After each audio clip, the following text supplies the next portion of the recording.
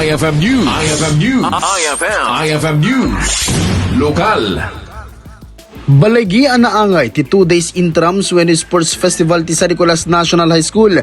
Dito'y ana isang sangayan di programa gaputak all-in performance pay pati ti San Nicolas National High School Principal Mr. Florante Riego. Iti post ti pagadalan ket dapan nagparada dagiti estudyante mga nipod iti junior high ken senior high iti sentro iti San Nicolas. Narway a sports inayayam da nga iso iti pagrubuatan da para kadagiti dadakkel pa sports sa akas iti R1AA ken palarong pambansa. All-in met dagiti teachers sa anya man na subjects ken grade level ken saan met ang nagpaatiw dagiti non-teaching personnel.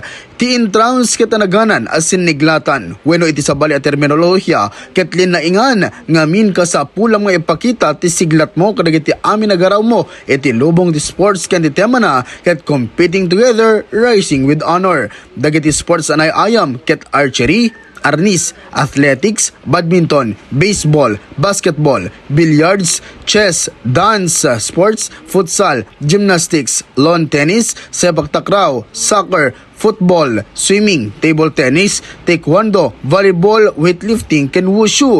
Nagyaman met ti pagadalan kadagiti amin ang nakipagpaset.